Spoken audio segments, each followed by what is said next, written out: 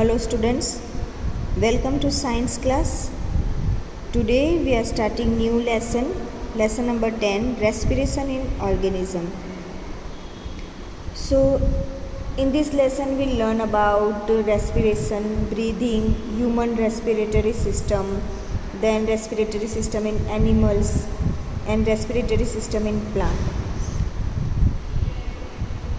So in this lesson I am going to give you two situations. One boy is just sitting and reading his book and second boy is running. So can you say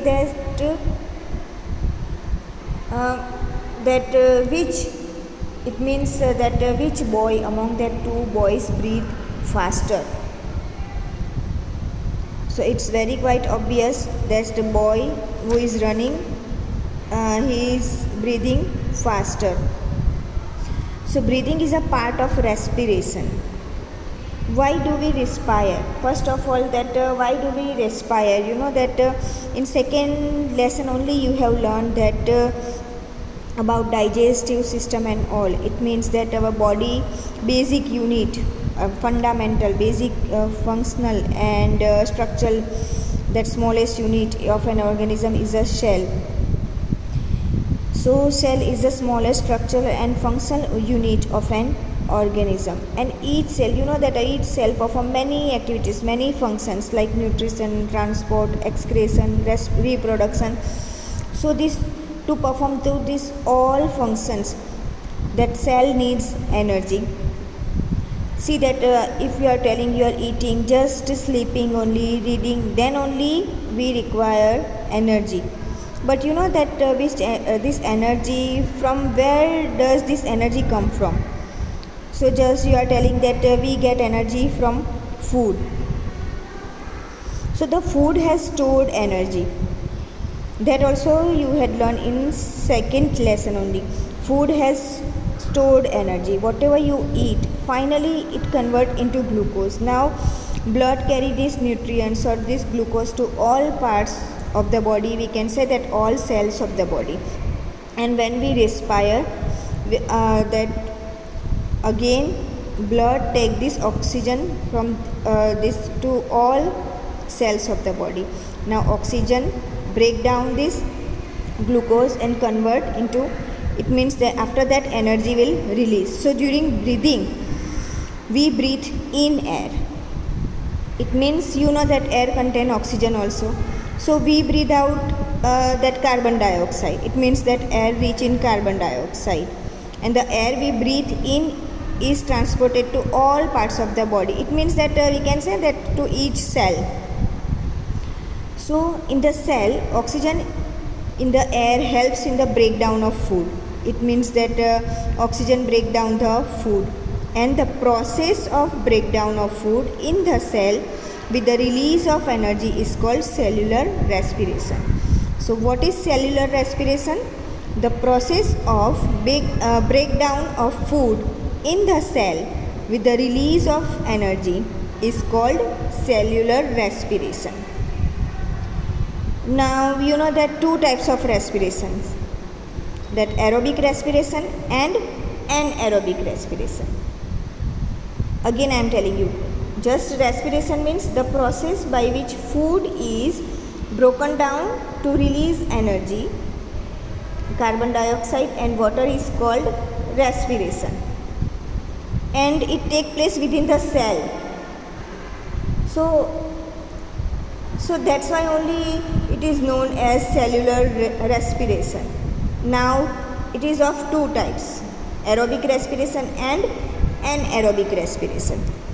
See this.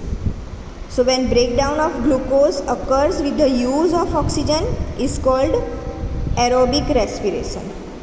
It means that food can also be broken down without using oxygen also. That will learn afterwards.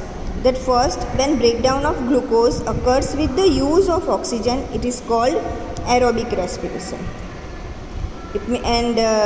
Equation: glucose with the use of oxygen gives carbon dioxide plus water plus energy. It means that respiration that takes place in the presence of oxygen is called aerobic respiration. Food is broken down to release energy, carbon dioxide and water. This is most common type of respiration. You know that this is the most common type of respiration exhibited by almost all organisms. So it can be represented as, here only given, glucose with the use of oxygen, carbon dioxide, water and energy will release.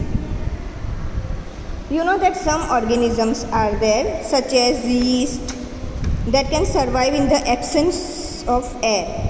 So they are called anaerobes. It means that when breakdown of glucose occurs without the use of oxygen, it is called anaerobic respiration. And some organisms such as yeast that can survive in the absence of air. So that's why they are called anaerobes, and they get energy through anaerobic respiration. It means in the absence of oxygen, glucose break down into alcohol and carbon dioxide. And equation is glucose without the use of oxygen, alcohol, carbon dioxide and energy given. So it means the respiration that takes place in the absence of oxygen is called anaerobic respiration. Food is broken down to release energy, carbon dioxide and alcohol. And anaerobic respiration is also called, that fermentation also. And this type of respiration is exhibited in some only organisms such as yeast and certain type of bacteria only. And that I told you, that is represented at glucose without the use of oxygen, alcohol, carbon dioxide and energy will release. And that some application of anaerobic respiration I am telling you, yeast to produce for bread baking industry, then alcoholic beverages, some dairy industries, like that only. See that our muscle cells can also respire anaerobically, but for some time. It means but for very much short time only. So when there is a temporary deficiency of oxygen, we can say. So during heavy exercise or that fast running or cycling or walking for many years, or heavy weightlifting or so some gym activity like that. So that time the demand for energy is high, very much high. So but that supply of oxygen is limited only.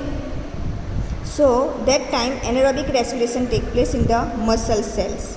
Why? Because that energy demand of oxygen is very high, so that to fulfill the demand of energy. And it is represented like a glucose in the absence of oxygen, that lactic acid plus energy given.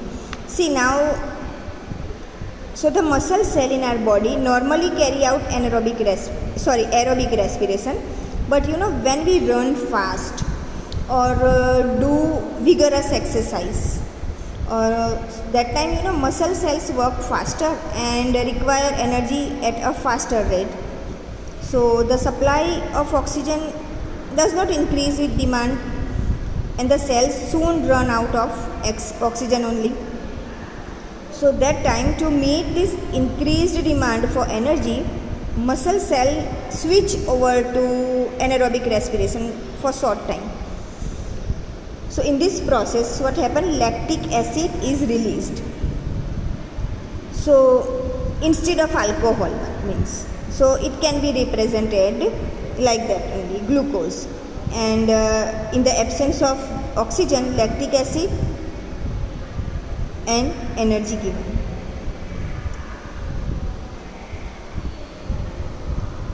So here, have you ever wondered why you get muscle cramp after heavy exercise? Because that here, when muscle for some time only, the muscle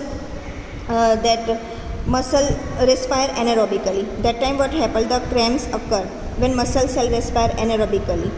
It means the partial breakdown of glucose take place, and the partial breakdown of glucose produces lactic acid instead of alcohol.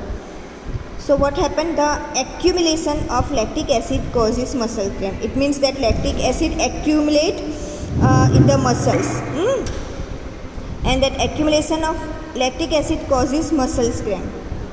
And you know, when we bath with hot water or some massage, after some massage, you feel relief, because you know that hot water bath or massage improves circulation of blood. So as a result, what happened? The supply of oxygen to the muscle cells increases, and the increases of the supply of oxygen result that again that lactic acid will break down into carbon dioxide and water, and you feel relieved. So accumulation of lactic acid in the muscles causes cramps. But one more thing here, aerobic respiration produces more energy than anaerobic respiration. So here students, only we end up this videos. Now after that, in next video I will explain breathing. Till then, go through the video twice for better understanding. We'll meet you soon. Thank you.